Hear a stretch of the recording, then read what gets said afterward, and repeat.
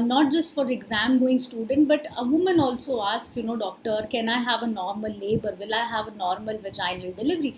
Well, of course, yes, everybody can have, or anybody can have a normal labor or a normal vaginal delivery. But one thing is there, that it's a retrospective diagnosis. That means that from the very offset, I cannot assure a woman that you will 100% have a normal labor, right?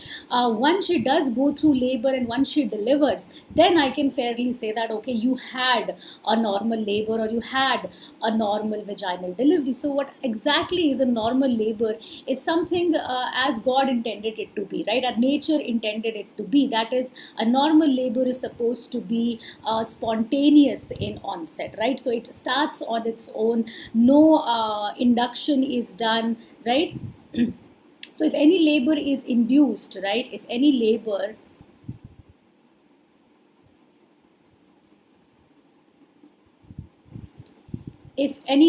is induced,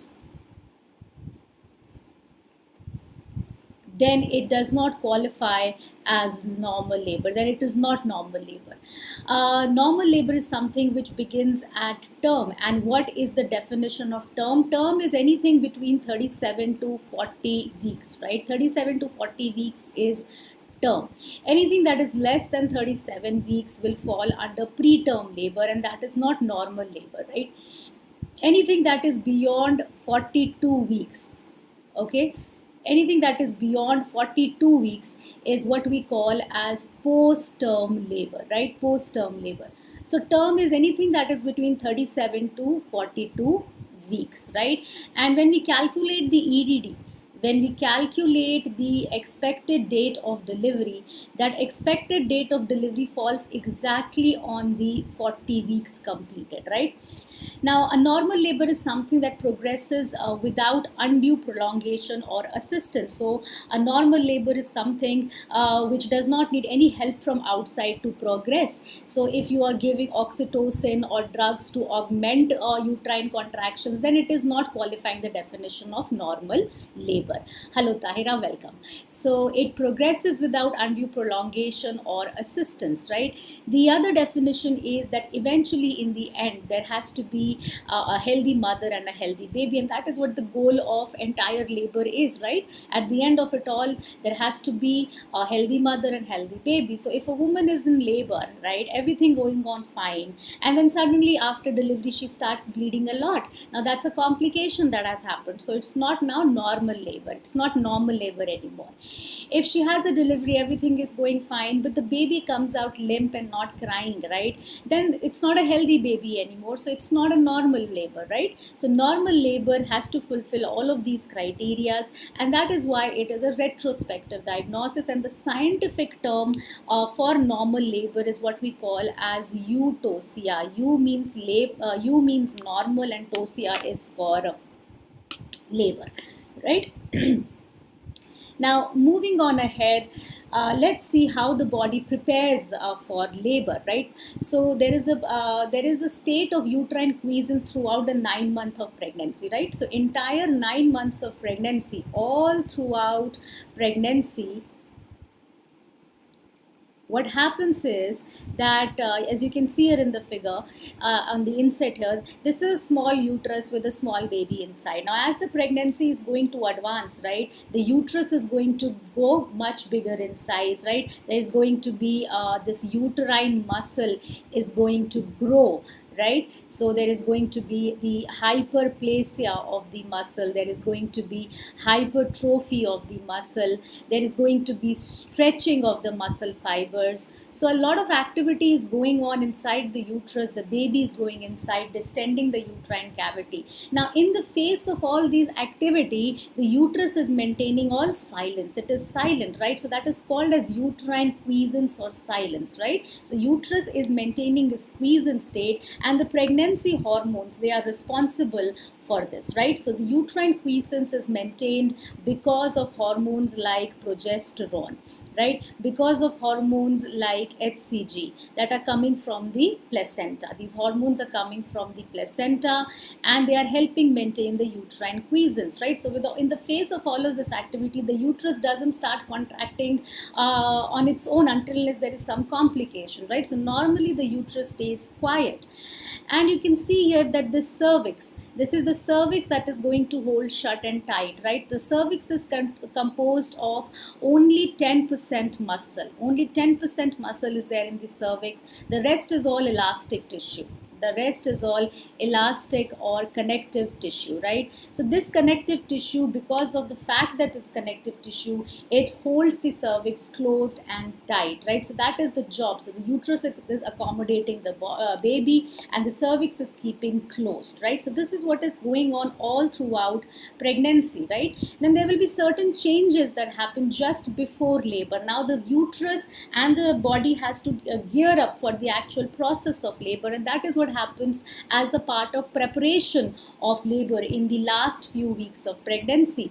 So in the last couple of weeks, last around 4 to 6 weeks of pregnancy, right, what happens is, so somewhere in the last month of pregnancy, the uterus and the body tissues and the genital structures, they are preparing for labor, right? So the most important change that you can see here, this is a small uterus, right? A small uterus, a uterus that is far away from term. Now we know that the uterus contracts because of the action of oxytocin, right? Oxytocin is the hormone that makes the uterus contracts, right?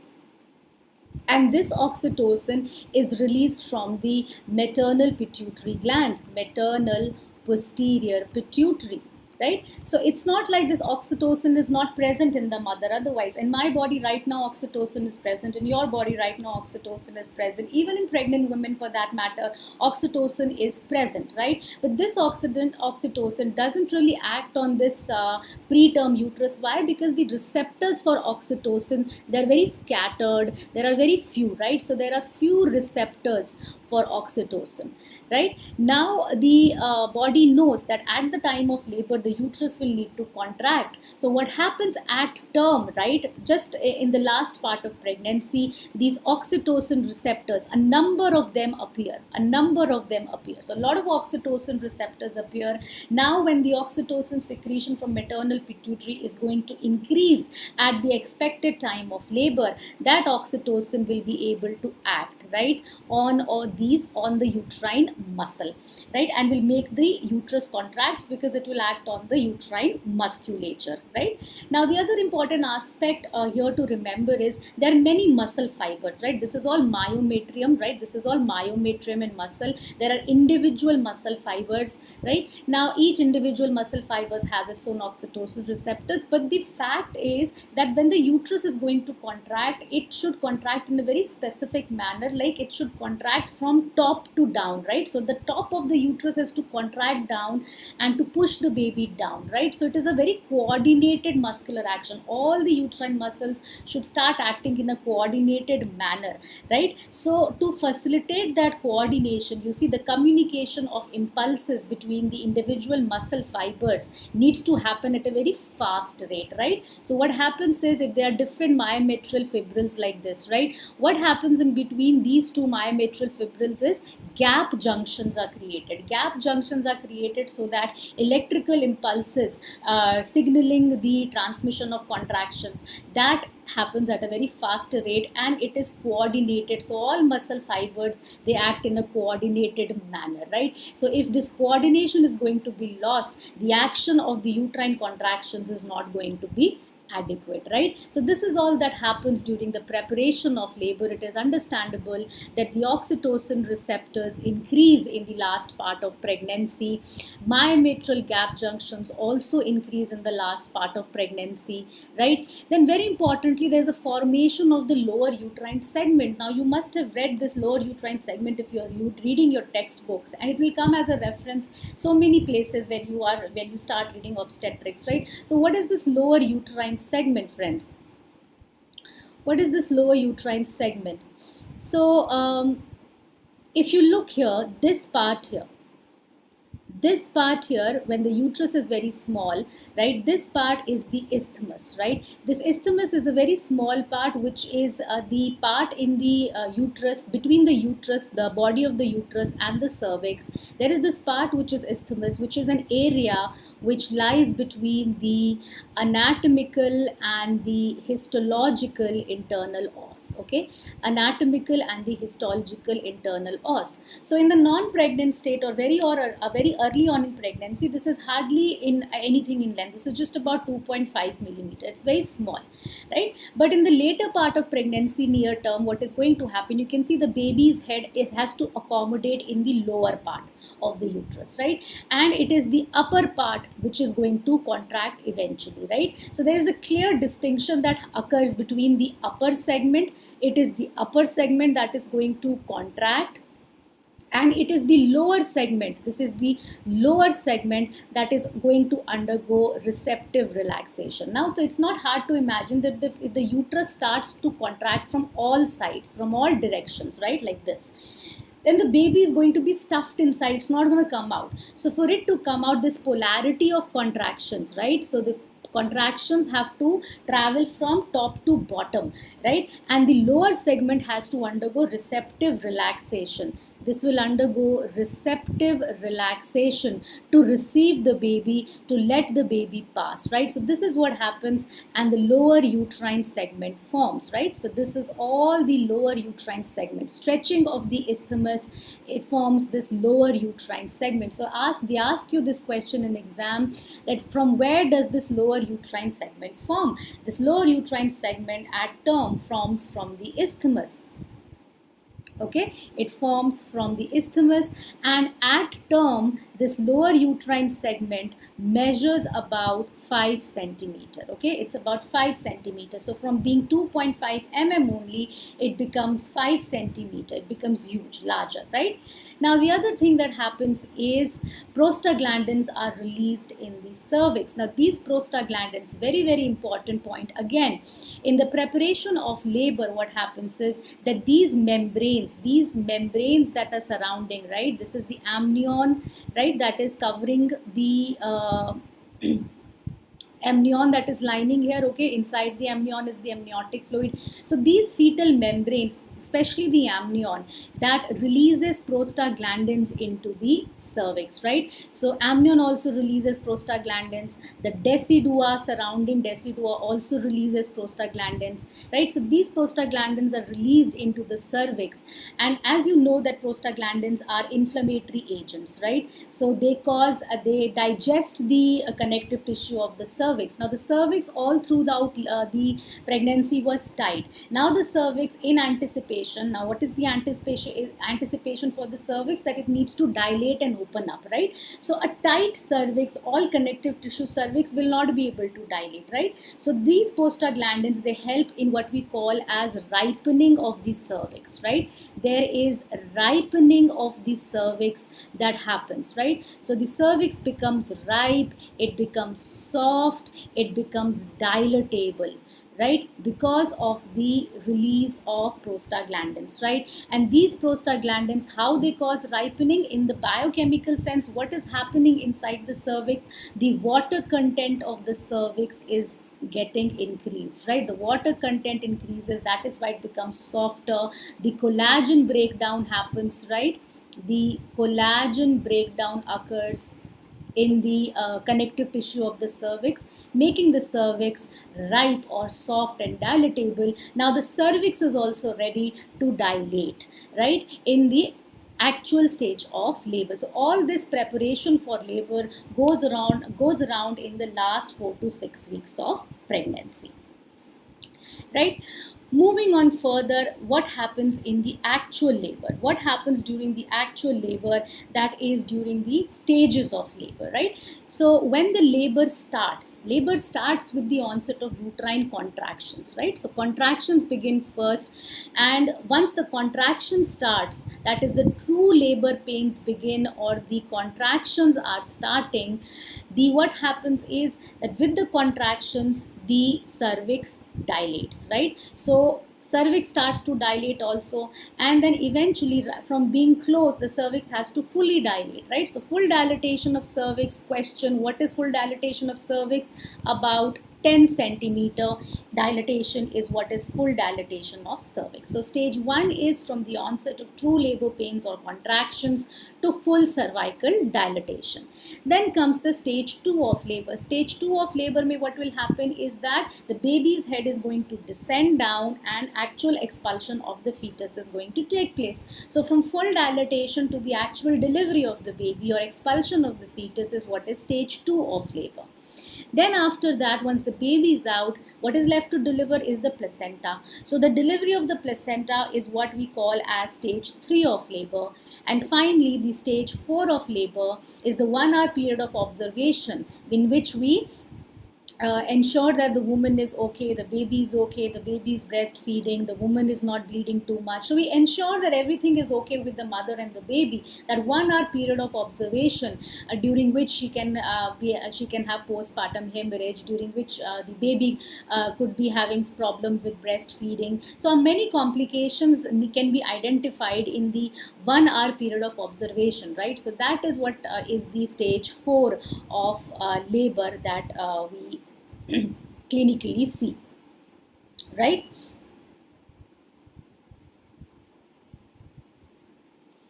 Now moving on, let us focus on each of these stages one by one. So talking about the stage 1 of labor. Now there are two key aspects which are taking place in the stage 1 of labor. One is the uterine contractions, right? And the second key aspect that is taking place is the cervical dilatation and effacement. Cervical dilatation and effacement, right?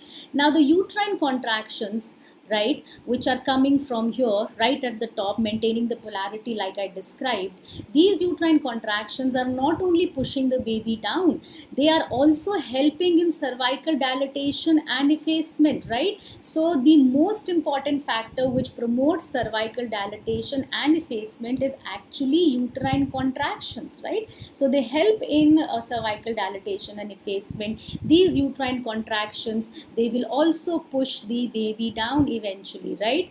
So these are the two ways that uterine contractions are contributing in the stage 1 of labor. And you can look at this diagram and appreciate what is happening here. You can see this is the lower uterine segment, this is the upper segment, right? Now as the uterus contracts, right, as the uterus contracts, this is the muscle fiber length. With each contraction, what is happening is the muscle fiber is going to shorten, right? So there is retraction of the muscle fibers with contraction, right? So when the uterine muscle contracts, it also retracts or becomes smaller in size, right? Smaller in size. So as that happens, you can see here when the contraction is happening on the second part of the figure, look at it here, there is a distinctive upper segment which is thicker, right, and which is contracting and shortening, right? And with that, it is maintaining a pull. It is maintaining a pull on the lower uterine segment, right? So the baby's head is coming down on the other hand, and the lower segment is getting pulled up. Now when the lower segment is getting pulled up, what is happening? Look at the cervical length here.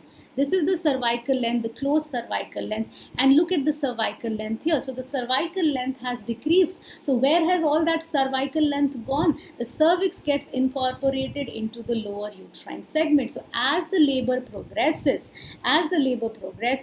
with adequate uterine contractions, cervical dilatation happens and shortening of cervical length happens, which is cervical effacement, right? So what do we understand by effacement? Dilatation is a simple term. We can understand that the cervix is opening up. Effacement means shortening of the cervical length, right? So if the cervical length is shortening, what is happening to the rest of the cervical length? It is actually getting incorporated. The cervix gets incorporated into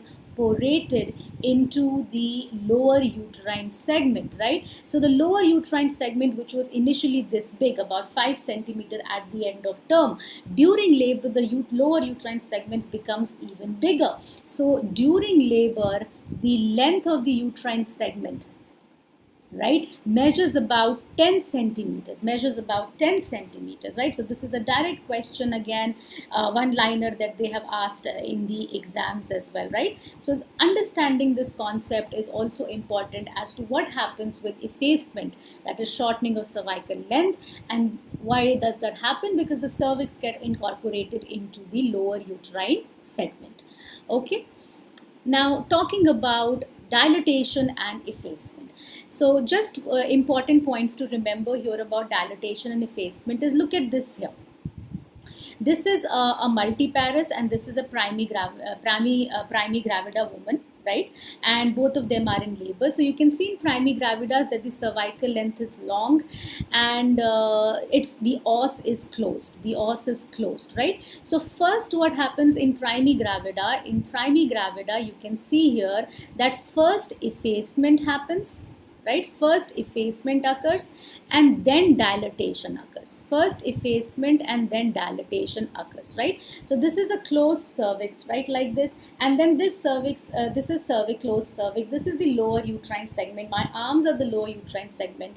As the cervix is going to open up, right? The cervix has opened now and the cervix has gotten incorporated into the lower uterine segment. It opens up further, it opens up further, it opens up further, right? And then this is the closed external os, and then only opening or dilatation is left to happen. So in primigravidas, effacement occurs first and then dilatation occurs. Whereas in multigravidas, on the other hand, what happens is, we can see here that dilatation and effacement is progressing together. So in multigravidas, remember that dilatation and effacement progress together,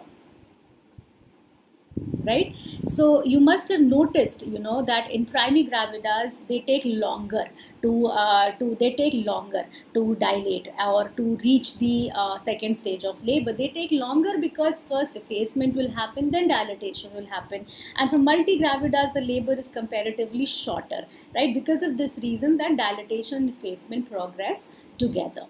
The other thing that is important to remember here, that what happens with this due to this dilatation and effacement. So you can see here that this is a primigravida, let's say, and the effacement has happened and now dilatation has started to happen. So as the dilatation proceeds, as the effacement proceeds, we can see what forms is the bag of membranes. We can see that this bag of membrane forms, right?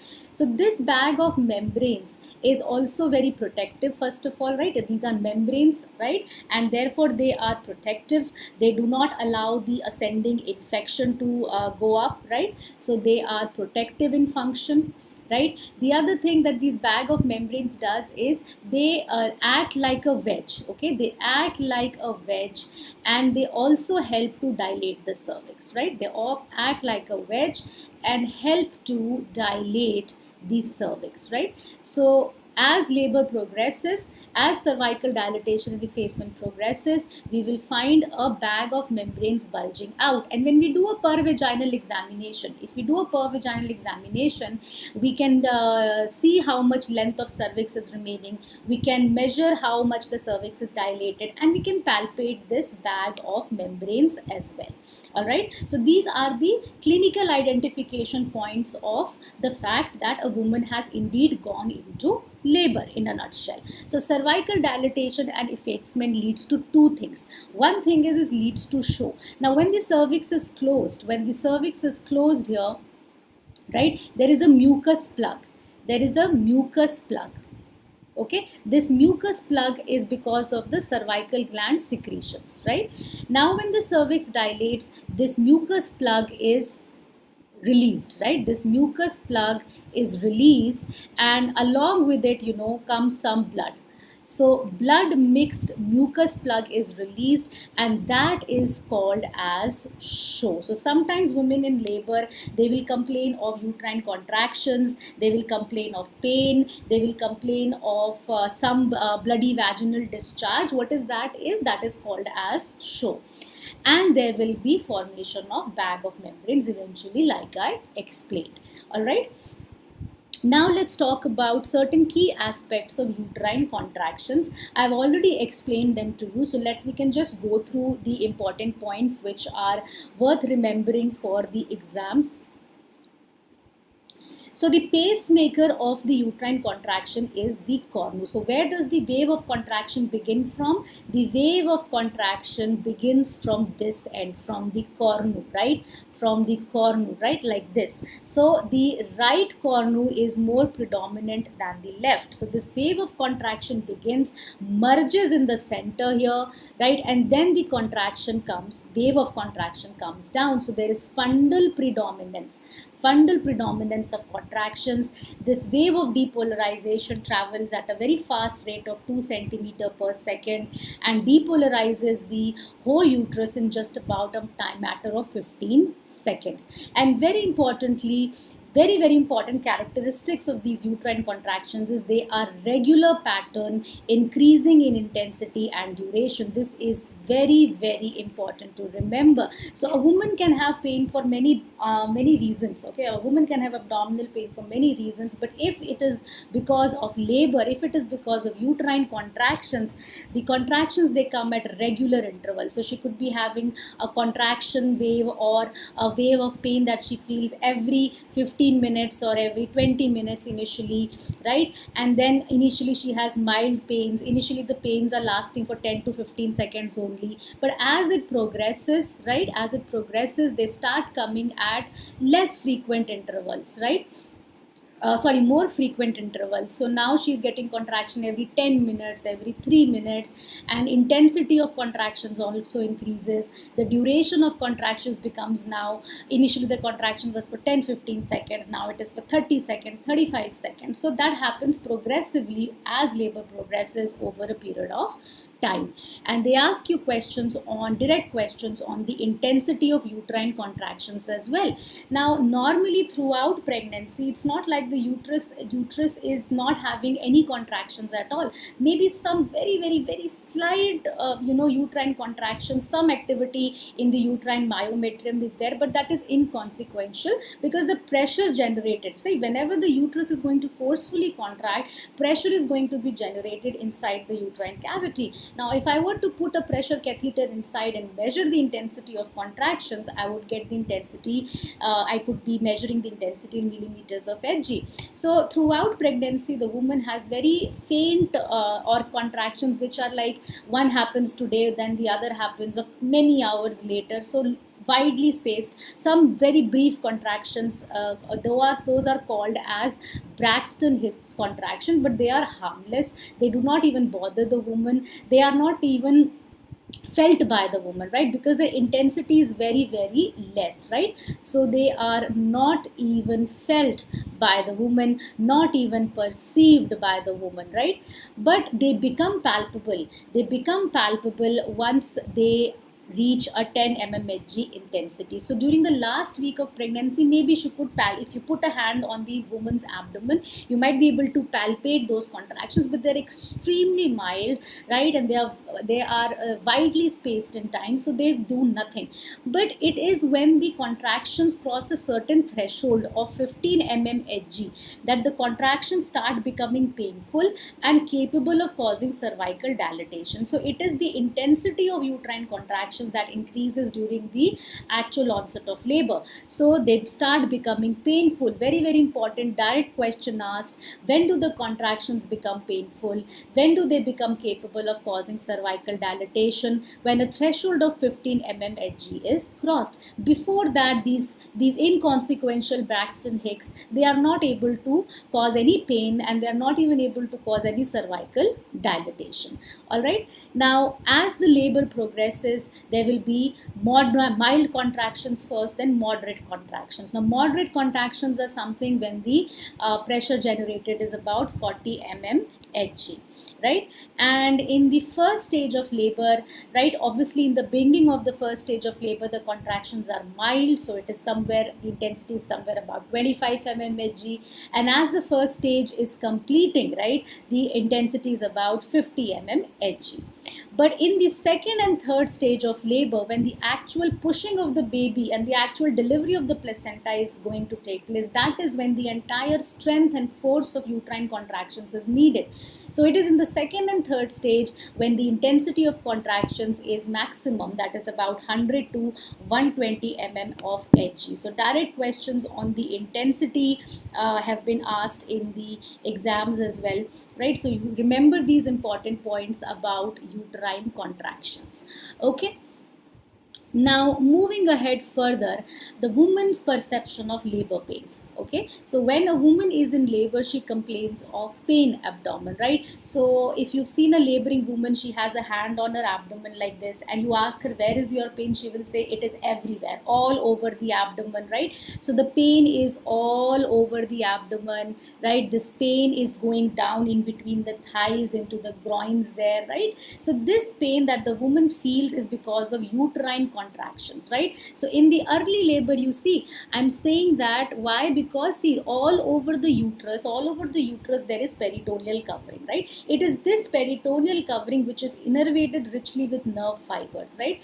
And the nerve fibers from this peritoneum that is covering the uterus goes to the T10 to L1 segments via the inferior hypogastric plexus. So these are anatomical points which you need to remember, and I'll tell you the consequence of this, right? So pain due to uterine contraction, when the uterus contracts, the overlying peritoneum also moves.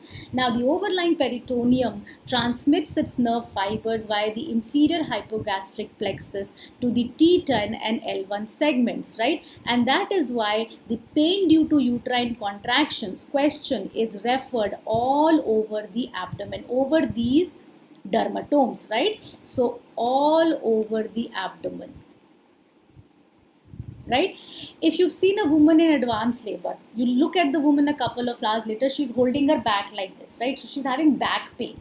Now the pain is getting referred to her backside. That's because pain due to cervical dilatation from the cervix, the nerve fibers travel via the sacral plexus, right? Via the sacral plexus to the S2, S3, S4 segments. So S2, S3, S4 segments here to the back side here, right? So that is where the pain due to cervical dilatation is referred, right? So pain due to cervical dilatation question is referred to the back, right? And the reason for that is that the cervix, the innervation of the cervix is via the sacral plexus to the S2, S3, S4 segments, right?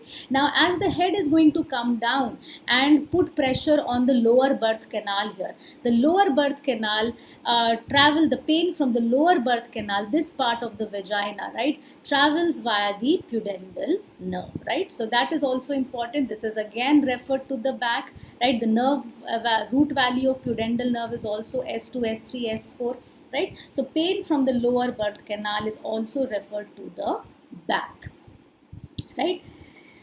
Now, the clinical implication for this is that, you know, when a woman is in labor and she wants pain relief, okay, if you give her just sedation, if you give her just drugs like morphine, or if you give her these drugs like Phenargon, these sedatives, they don't take care of the labor pains, right? They only take care of about 40% of the pain.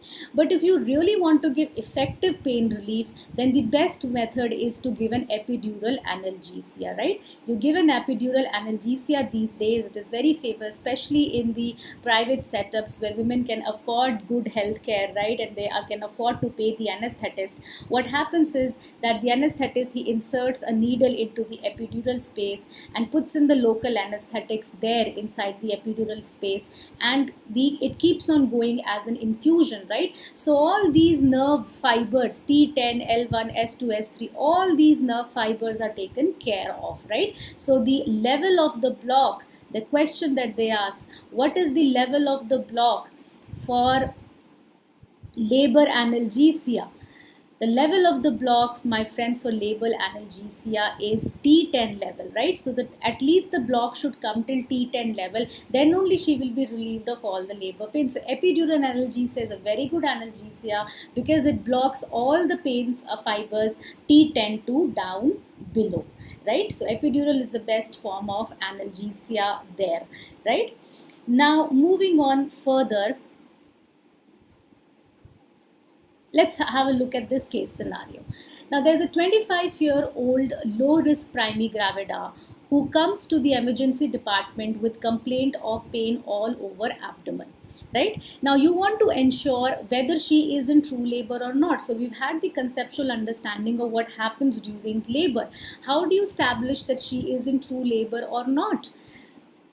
You will ask her how is the character of pain, right? So you will ask her if she's having continuous pain, just mild intensity pain, then that is not true labor pain, right? So true labor pain happens because of uterine contraction. So if she has pain that is coming at regular intervals, right? If she has pain that is increasing in intensity and duration, right? And it is coming with increasing frequency, then it is likely to be labor pain. You also ask her if there is any history of show or leaking, right? If there is history of show, that means the cervix has started to dilate. You do a PV examination, right? So you take a history, right? Then you do an examination. On per abdominal examination, you can feel the uterine contractions. Then on a per vaginal examination, like we saw in the figure and I told you, you can feel the bag of membranes protruding, right? And most importantly, you are going to see progressive dilatation and effacement of cervix, right? So how do you diagnose true labor? Of course, you base your diagnosis on history and the initial examination findings. But whenever a woman will come to me, say that I'm having labor pains and she's having pains which are at regular intervals, I can feel uterine contractions, I can feel she is 1 centimeter dilated, let's say, right? Let's say she's 50% effaced, right? So right now these are her current findings, right? But when I examine her after 6 hours, let's say again, right? So I kept her admitted overnight. 6 hours later I admit her and she has become 2 centimeter dilated. The effacement has also progressed. So what has happened? Progressive dilatation and effacement. So the best way to diagnose labor is, it will take time. The best way to diagnose true labor is that you admit and then you repeat the findings, and if there is progressive dilatation and effacement, that is the best to diagnose true labor, right? So this is the best way to diagnose true labor pains, when there is progressive dilatation and effacement of cervix. Triple helix, you're saying pain is mandatory to establish true labor. Yes, of course, pain has to be there. Na? Painless dilatation we did when we were talking about cervical incompetence. That is another thing. We're talking about normal labor here. So normal labor begins with pain. Right? With pain it will begin, and a woman can have pains during the last 4 to 6 weeks of pregnancy. She can have pains here and then, and that is what is called as false labor. Right? That is what is called as false labor. Right? She might have pains. Right? She might have pains, but what will not be there? There will be no progressive dilatation and effacement. There is no progressive dilatation and effacement. And it happens to us so many times. You know, that false labor, that false alarm, right? A woman comes and she has pain and she has some mild contractions, and I give her some medication, some sedation. I keep her under observation for 4 to 5 hours. And then I see her again, the pain has gone. She's not now feeling any pain, right? There is no progressive dilatation and effacement. So that means she is in false labor.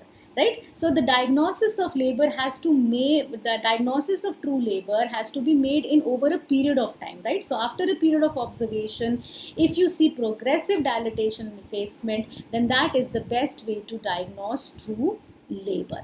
All right.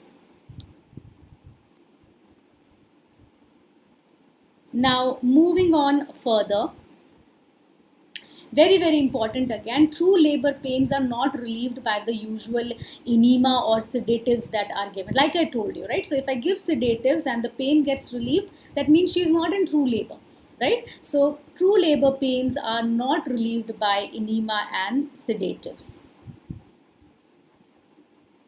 Triple Helix is asking, one tends to hear about things like so and so lady didn't have any pain and delivered. Didn't have any pain and delivered. See, this there are two possibilities to this question, Triple Helix. One possibility is that she had a cervical incompetence kind of a thing, and you've seen that lecture. You were there with me. That's a different ball game altogether, right? The other possibility is that women tend to have various pain thresholds. Each one of us has different pain threshold, right? I've seen interns in the labor room, and judging the intensity of contractions by how loudly the woman is shouting, right? If a woman is shouting to her, doesn't mean that she's getting a lot of pain, right? So the fact is that each one of us have got our own susceptibility to pain, right? So Tyra is saying precipitate labor. Precipitate labor, Tyra, will come with excessive contractions. It's not like precipitate labor will be painless. The labor is painless, absolutely painless, when the cervix just opens up pop, like in cervical incompetence. Even precipitate labor will have some pain, right? Now, moving ahead. Clinical progression of labor. Now we have understood how labor preparation happens, what actual events take place in the cervix, what happens in the uterus, the contraction, the lower segment, and everything, right? Now, how does labor clinically progress, right? So now we know that in the first stage of labor there is pain, onset of pains, and onset of cervical dilatation effacement to full dilatation of the cervix. Now it does not happen like immediately, right? It will take some time. So stage 1 is the labor, or is the stage of labor that takes time. So you can look here in the picture here at the inset that right now the cervix is closed, right? The cervix is long. It will take time. It will efface. Now look at this. The cervix has effaced and it is still closed, right? It is hardly any dilatation that is happening. So first this effacement will happen, and we're talking about a normal situation in a primigravida, right? First this effacement will happen, and then what will happen? This dilatation. Now this does not happen in 1, 2, 3 steps like this. It happens over a period of time. So that is what happens in the first stage. The first stage is from onset of contractions to full dilatation. It is divided into a slow latent phase. The latent phase, which is longer and slower, it can vary from different women. It can vary differently, right? It can vary differently. For example, now, Triple Helix will again say that some women come into the labor room, they deliver in 6 hours. Some women come to the labor room and they have not delivered for 24 hours. What has happened? Now, this is what has happened. Each woman has her own labor, and more importantly, the time that she came to the labor room, what was her dilatation at that point in time, right? For somebody who's starting in the labor room at 1 centimeter and effacement has also not started to happen, so she will go through her own journey of dilatation and effacement, so she'll have a longer latent phase, right? For somebody who gets admitted at 4 centimeter already dilated, she will progress faster because she's already so there's a race and their starting points are different. Okay, there's a race and two patients have started at different points, right? So that is what is important to understand, that each woman when goes through labor goes through a longer and slower latent phase. Now this latent phase is different for different women. For some women it could be 10 hours, 8 hours, 12 hours, 24 hours, but the average duration is 12 hours in primigravida average, usually 12 hours in primigravida and 8 hours in multigravida, but it can be longer also. It can be longer also, right? Now, so this is the latent phase, which is longer and slower, and then there is an active phase of labor, right? So the first stage is divided into two phases, A, latent phase, B, active phase. Now, once the dilatation crosses 4 centimeters, she has reached what? Active phase of labor. Now during this active phase of labor, once she reaches 4 centimeter dilatation, she progresses faster. She is expected to progress at a faster rate. The clock starts ticking, right? So now once she crosses the active phase, the rate of progress of dilatation, direct question, in primigravida is about 1.2 centimeter per hour, is about 1.5 centimeter per hour in multigravidas. Multigravidas progress faster. faster, right? So 4 centimeters say 10 centimeter, 4 centimeters say 10 centimeter, a gap of 6 centimeters. So usually a woman is going to progress in another 5 to 6 hours from reaching the active phase to full dilatation.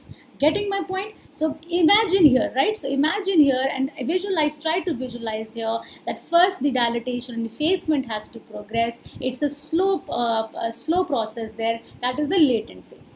Once the dilatation crosses 4 centimeter, that is when the rate of progression, so it is slow like this. Once the dilatation crosses 4 centimeter, it will progress faster.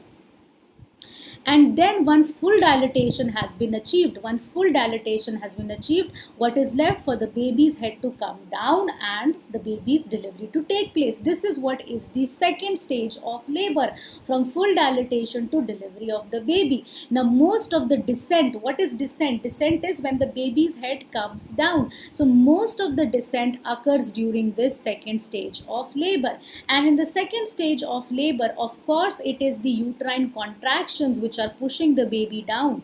The uterine contractions that are pushing the baby down. Another thing that starts happening in the second stage is maternal bearing down. Now the mother also starts pushing. So maternal bearing down efforts also start in the second stage, right? Maternal bearing down efforts, they also begin in the second stage, right? And finally the baby is going to deliver. So this is how labor progresses clinically. Okay. Now moving on further, next stage of labor is the third stage of labor. In the third stage of labor, what is going to happen? The separation of the placenta. Separation and delivery of the placenta. Now how does the placenta separate? The question is, what is the most important factor for placental separation?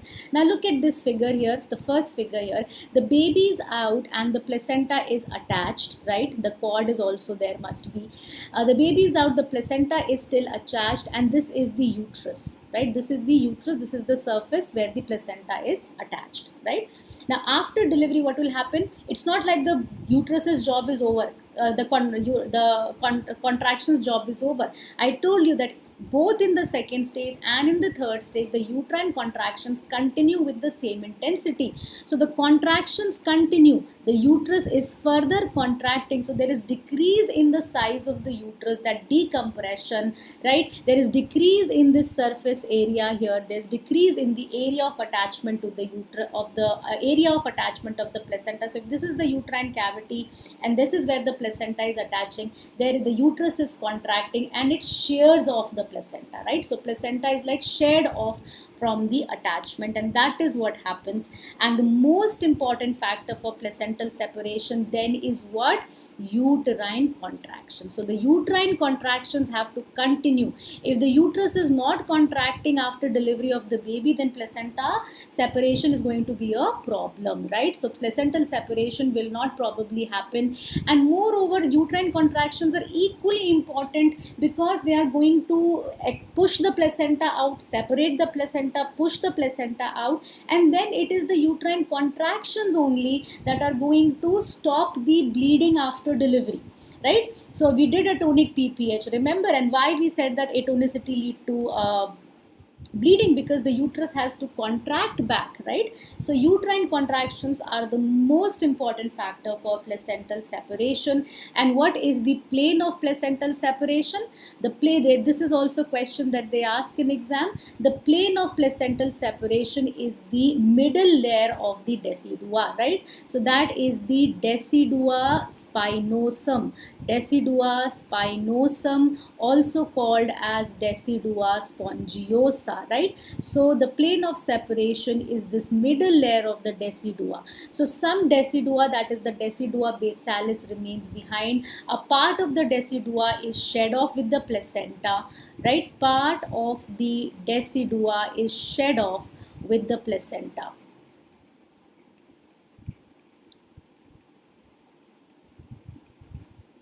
Right? So the plane of separation is this decidua spinosum or the spongiosa layer of the decidua. All right. Now, moving on next, what are the signs of placental separation? So, if you see here, these are the various signs of placental separation. I'm going to talk about them one by one. So, if this is the uterine cavity, right, and this is the placenta that has separated, and this is the umbilical cord, right? Now, when the placenta separates and comes down, the rest of the uterus here, there is bleeding, right? So, it's the uterine cavity is filled with some blood, right? And the placenta is lying freely. So what happens is when you push from one side, when you push with your hand from one side, you will feel the placenta on the other side also. It will move, the placenta will move inside, right? So the earliest sign of placental separation is that the uterus becomes volatile. Uterus becomes volatile. If you remember from your early study, if you remember from what you've studied in your textbooks, you'll figure out that volatility happens during early pregnancy also, when the baby is small, right? When the baby is inside the uterine cavity, and the baby is small and it is all filled with amniotic fluid, right? And this is the baby. Then you push the uterus from one side, you can feel the baby's part on the other side. That is what is called as volatility. Think of it as a balloon which is filled with water, and inside the balloon you put in a ball. You tap the balloon from one side, you can feel the ball on the other side of the balloon. That is volatility, right? So the earliest sign of placental separation is that the uterus becomes volatile. Then all this blood is going to come out. That is a gush of blood, right? So there's a gush of bleeding that happens.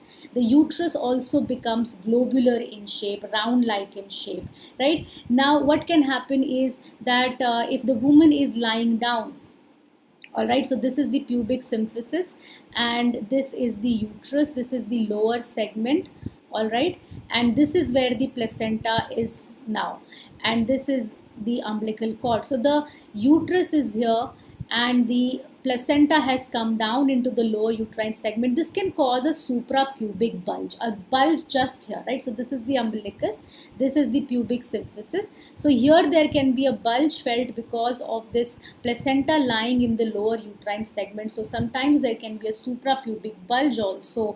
But what is the most definitive sign? Question: what is the definitive sign of placental separation? The definitive sign of placental separation is that the placenta will lie in the lower uterine segment and come down in vagina, and come down, descend down into the vagina, right? When this will happen, what will happen? There will be lengthening of cord, right? So the cord that is hanging outside will lengthen. That is called as permanent lengthening of cord. Permanent lengthening of cord. This is the most definitive sign of placental separation. Okay, that is called as permanent lengthening of the cord. So these are the signs of placental separations, because all these earliest signs, suprapubic bulge, they might not be that evident, right? But permanent lengthening of a cord is a very clinically evident sign. You can't miss this sign. That's why it is the most definitive sign of placental separation.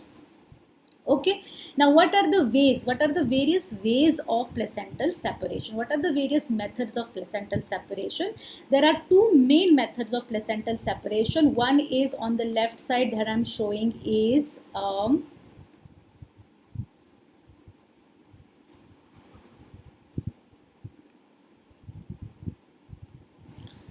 the Schulz method.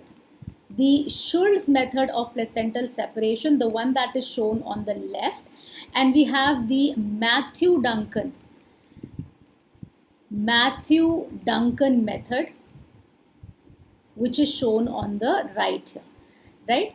Now, S for Schulz, C for Schulz. So there are S and C, right? So this is the central method. This is the central method for placental separation, right? So you can see here that the placenta has started to separate from the center,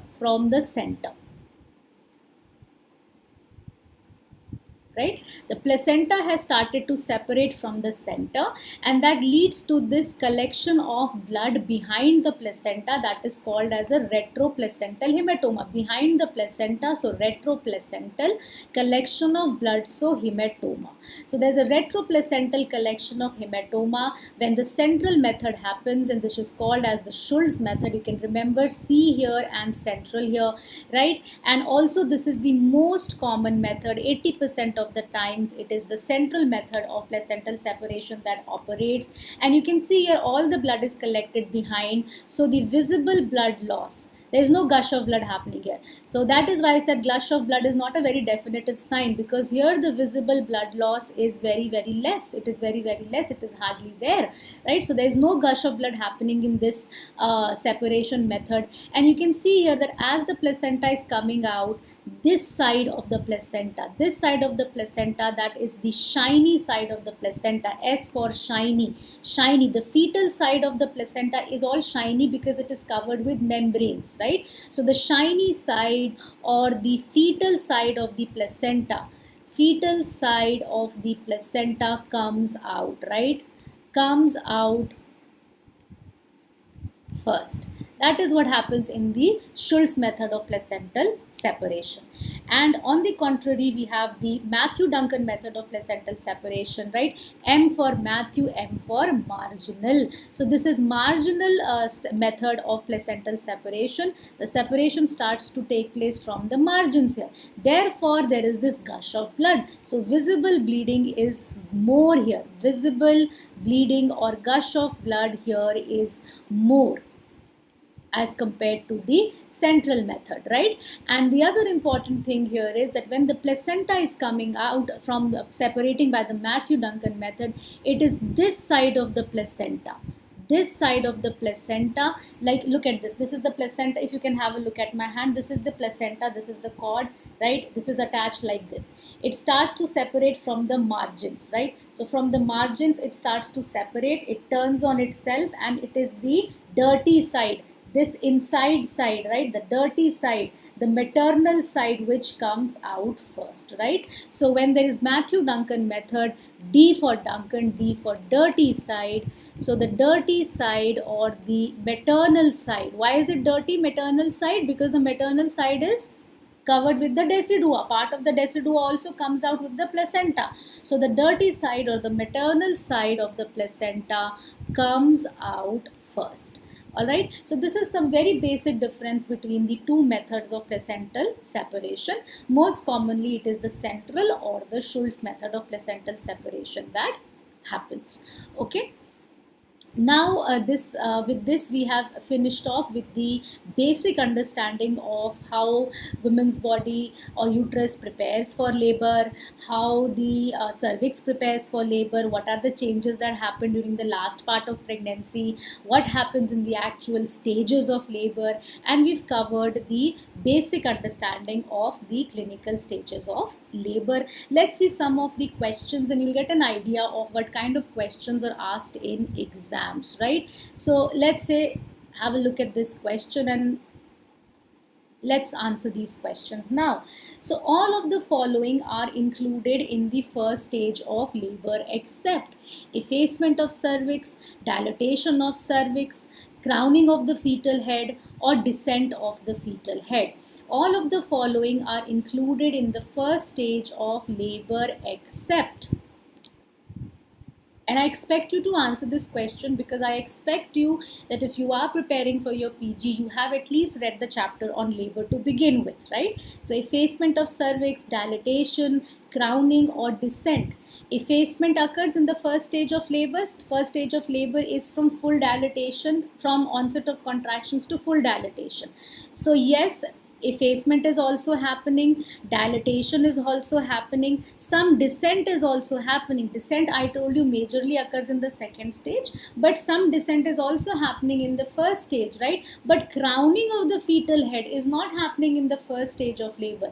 Crown is happening just before delivery of the baby. What is crowning? If this is the vaginal opening and the baby's head is coming out, right? This is the vaginal opening and the baby's head is coming out. That is what is crowning, right? When you are in front of the laboring woman and you can see the baby's head and you can see those hair coming out with the contraction, and it is stretching the perineum, and when the contraction is over, the head doesn't recede back. So just before that moment, just before that actual delivery, just before that moment, there is stretching of the perineum that happens, right?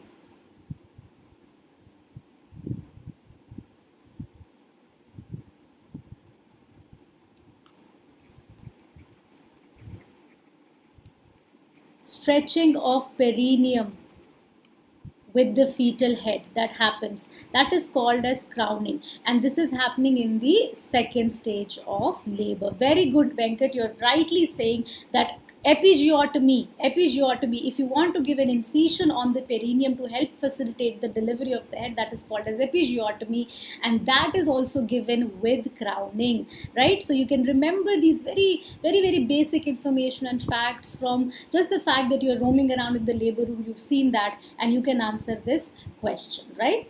Now let's move on to the next question. True labor pains are characterized by all except.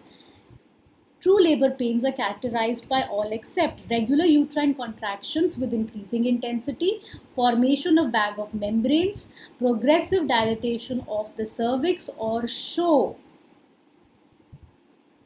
Tell me now, what do you think true labor pains are characterized by all except? What do you think is the least likely? What do you think is the least likely sign of true labor?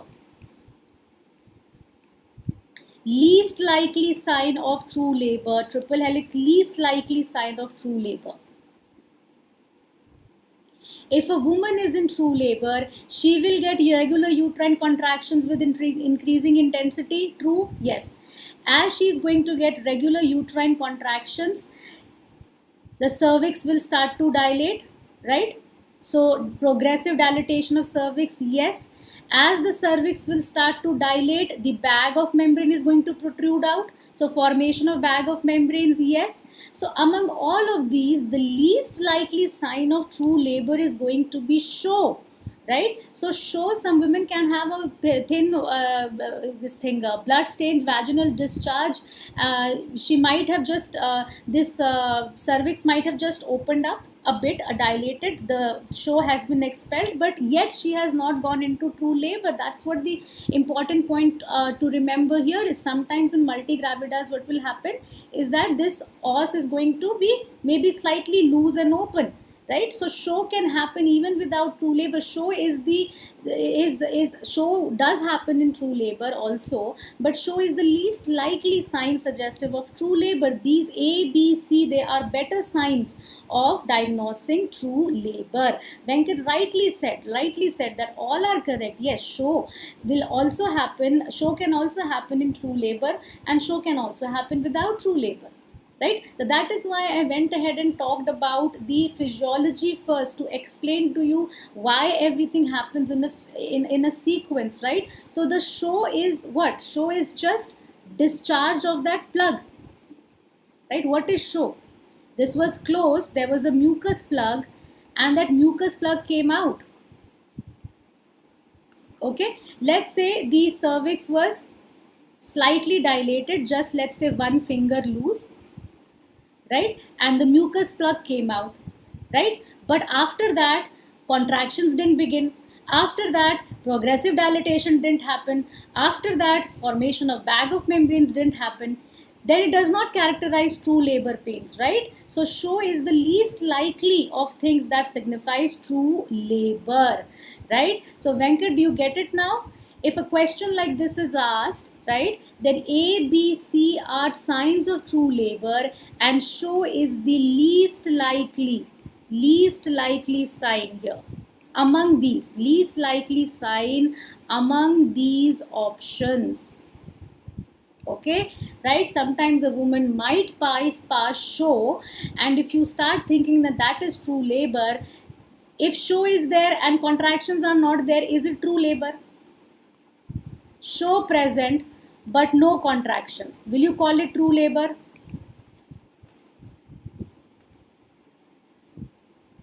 No na, right? Show present, but still the cervix is not dilating, no progressive dilatation.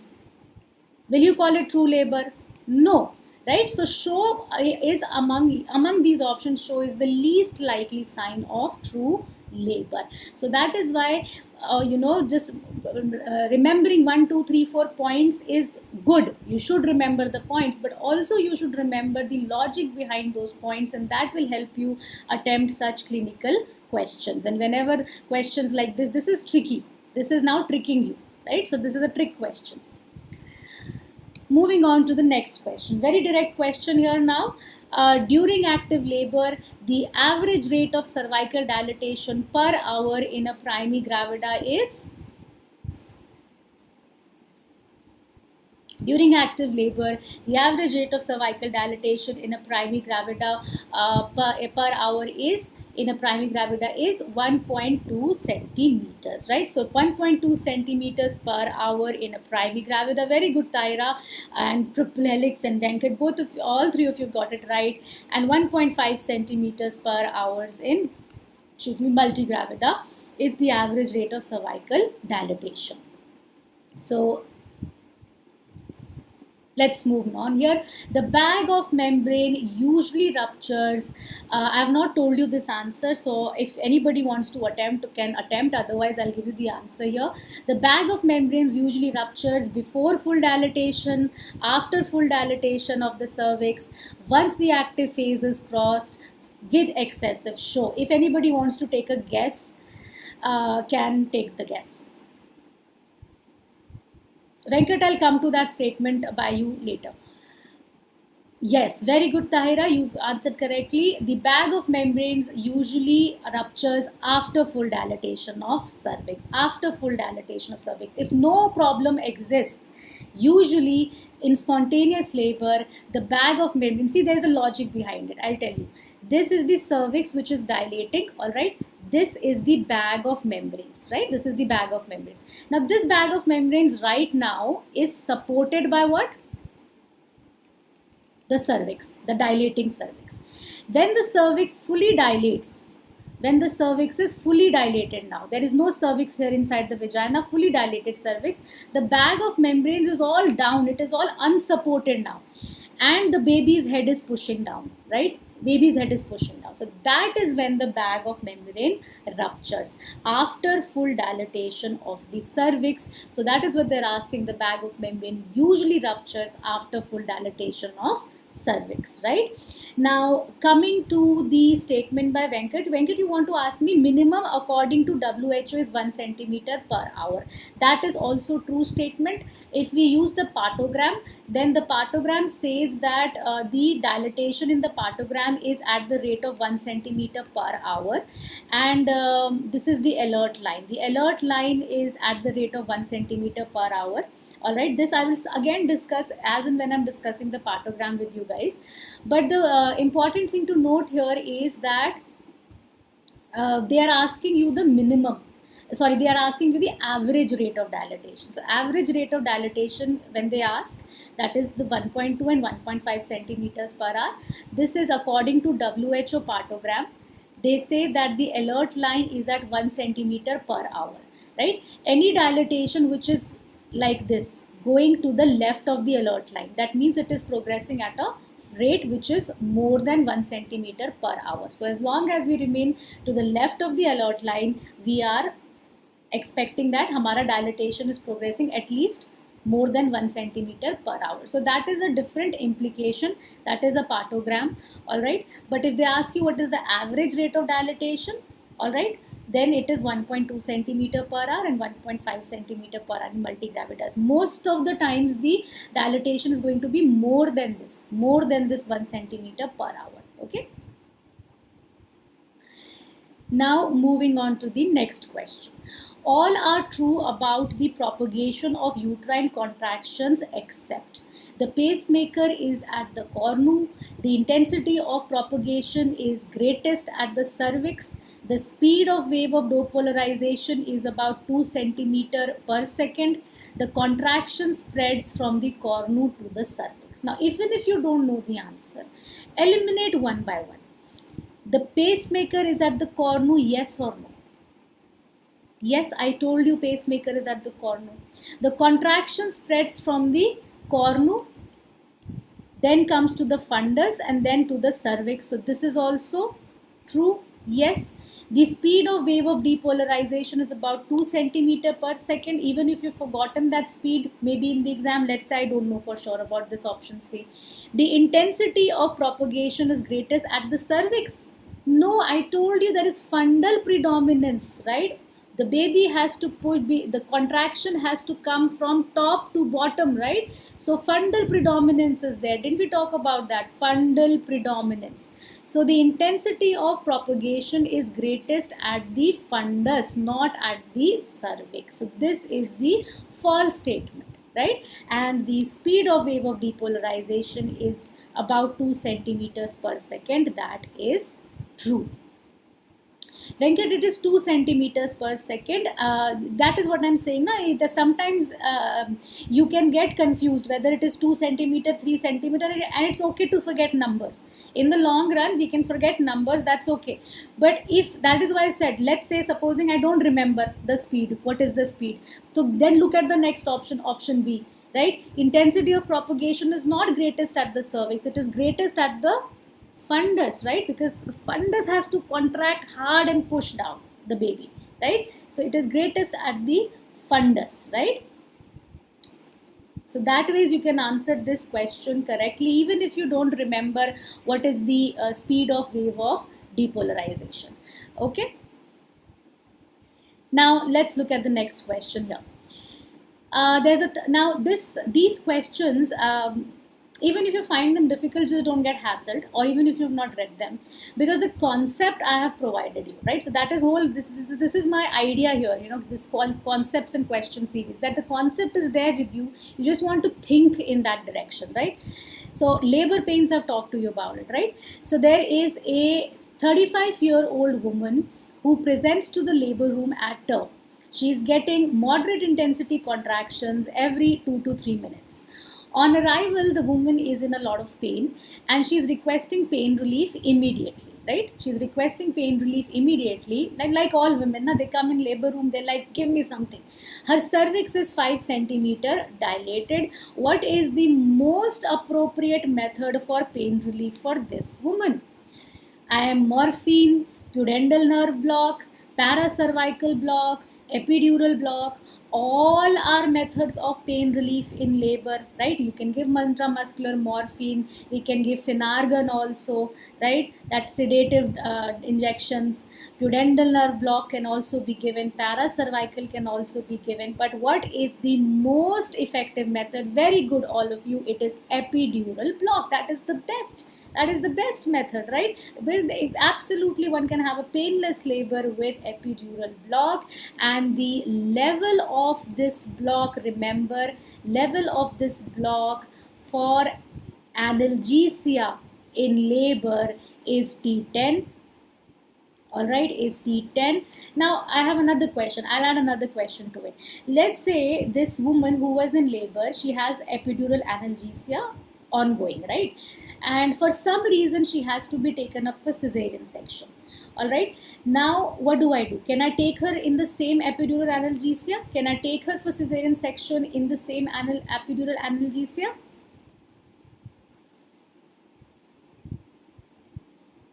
Answer this. Can I take her for cesarean section with the same level of epidural analgesia? No, I will have to call my anesthetist friends. They will give her a top up. They will put in more drug and they will raise the level of block. For cesarean section, the level of the block is T4, right? Because this is the abdomen, right? This is the symphysis pubis, this is the uterus here, okay? When I have to give a cesarean section, I have to incise the skin. Then I have to incise the parietal peritoneum also. Then I have to cut the parietal peritoneum also. Then I will reach this area, the visceral peritoneum. So this parietal peritoneum, to anesthetize this parietal peritoneum, the level anesthetize this parietal peritoneum, right, the level of the block has to be increased, made up higher, T4. So I can't take her up for cesarean section with the same labor analgesia. For analgesia in labor, the level of block is T10. For cesarean section, the level of block is, very good Tyra, T4. All right. Now Venkat asked me the indications for the other options. Yeah, Venkat, the IM morphine, right? IM morphine is not going to act on the uterus itself. It is going to act on the pain perception in the brain, right? So morphine, that is why it is not very effective also, right? So IM morphine can be given in any stage of labor, but then it's not very effective. If you talk about the pudendal nerve block, now the pudendal nerve block, the pudendal nerve is supplying which part of the birth canal? The upper vagina, right? So the upper vagina is what is supplied by the pudendal nerve. So in the second stage, the pudendal nerve is supplying the lower birth canal, not the upper vagina, the lower vagina and the lower birth canal, right? So in the second stage of labor, we will go for the pudendal nerve block. The paracervical block. When you, in what do we do in a paracervical block is we give injections on the cervical tissue, right? And the nerves that are in that area around the cervix, paracervical, they get blocked. So paracervical block gives some pain relief, may only partial, only against cervical dilatation. Okay, cervical dilatation pain relief only is provided with paracervical block. That is why they are not usually used and they are not usually helpful, right? In fact, if we are doing, let's say for example, I'll give you an example where I can use a pudendal nerve block is when I did a delivery and there is a lot of laceration in the vagina. The vagina is torn at many places and I have to do a lot of suturing. So like when you must have seen in your labor rooms, how are people stitching the episiotomies? By local infiltration of anesthetics in the perineum. Okay, so by local infiltration, you are infiltrating only the area that you have infiltrated is getting pain relief. But if I want to go for extensive repair in the vagina, right, lower part of vagina, and I want more pain relief that can be provided by local infiltration, I'll go for a pudendal nerve block. I can go for a pudendal nerve block also in that situation. So only in this condition, clinically in this condition, does pudendal nerve block really work. As far as the labor pains go, both these pudendal blocks and paracervical blocks, I mean, have you ever seen your SRs in labor room or your postgrads in labor room do these things? No, they don't do these things, right? Because they don't really provide much of a relief anyways, right? Now, pudendal nerve block can be used, and I just gave you the answer. That if at all you want to use a pudendal nerve block, you can use it in the second stage of labor. The first stage of labor, the pain is due to uterine contractions, right? So the pudendal nerve block is not going to act there, right? Pain is due to cervical dilatation. So pudendal nerve block is also not going to act there. So pudendal nerve block can be given in the second stage of labor when the baby's head is passing through the lower birth canal. So it can be used in the second stage of labor, but then it's not usually used because it is not very effective. All right, so it can be used in the second stage of labor, and also you can note down there, also in repairing tears in the vagina. Also for repairing tears in the vagina, for pain relief, it can also be used there. Now, the next question. Feature of false labor pains are all except. Now again, feature of false labor pains are all except steady intensity of pain, intervals remain long, Discomfort is usually relieved by sedation and radiates to the back. Feature of false labor pain are all except. So which is not a feature of false labor pain? I am asking which is not a feature of false labor pain. Very good, Venkat. Radiates to the back is not a feature of false labor pain. Yes, false labor pain does not radiate to the back, because the pain that radiates to the back is because of cervical dilatation, right? And dilatation means happening means pain in the back means cervical dilatation happening. Dilatation happening means true labor pain happening, right? So false labor pains have a steady intensity. True labor pains will have increasing intensity, right? The intervals with true labor pain will shortening intervals, right? And the discomfort in true labor pains will not be relieved by sedation, but sedation relieves what? False labor pain. So this is also true.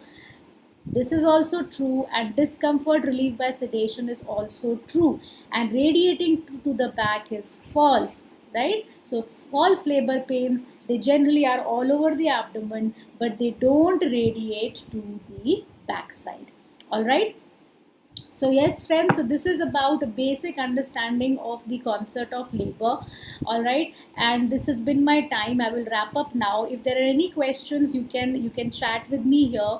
All right, you can chat with me here. If there are any questions, I can take a minute or two to look at your questions. And tomorrow I will be discussing the clinical interpretation of CTG, right? So I will just talk about the very basic understanding of what cardiotopography is. Venkat, tomorrow I will be discussing CTG. Partogram I have discussed in the Venkat, if you really want to see partogram I have discussed in the special class. It's free on the Unacademy subscription platform. I've recently discussed it. All right, and it's a 1 hour discussion on partogram. You can see it there also. All right, so tomorrow I will be discussing clinical interpretation of partogram. All right, that is also equally important, Venkat. We'll talk about how NST is done, what is non-stress test. We'll talk about cardiotopography, the acceleration, the decelerations, and the interpretation, and we'll see that. All right, in that for tomorrow. Triple Helix, you're asking me, will I be taking entire OBGYN on Unacademy? Well, I will be taking as much as I can. I have started in this month, and we've already covered abnormal uterine bleeding and so many other things. Quite a bit we've covered. Part of it I'm covering in the special classes as well, right? So if you want to see some of the special class sessions, they are free. You can come there, join me there, right? I've already taken, I think, about 4 or 5 special classes there. So you can see that. On the subscription platform, I have started discussing gynae cancers. Okay, I started yesterday, but that's on subscription platform. That's on a paid platform. At least check out these special classes where I discussed amenorrheas and everything. Tahira, you want to know instrumental delivery lecture, and Triple Helix said that bladder atonia common occurrence after labor. It's not very common, Triple Helix, one by one. The Triple Helix bladder atonia after labor can occur to varying degrees. It's not very common unless the labor is unusually prolonged. Otherwise, it's not common, but yes, it can happen. And instrumental delivery, Taira, we have the whole month with us. Anytime I can maybe if you all of you want a discussion on instrumental delivery, I can do that also. That's a good suggestion. I welcome suggestions from you guys, where you can tell me what what topic you want to read. And okay. And maternal medical disorders, okay, that is also one of your suggestions. I'll keep that in mind, Taira. Just keep at it and be with me, and you can give in your suggestions. and we can, we can always change, we can always decide what all of us want to read together. We can do that. All right, so that is it for now. See you tomorrow again at the same time, 4 p.m. And hit the bell icon for notifications, subscribe to an academy, check out my special classes there. You can use my code SHOMALI to get a 10% discount on all of your subscriptions. All right, so have a good day, and I'll see you guys tomorrow.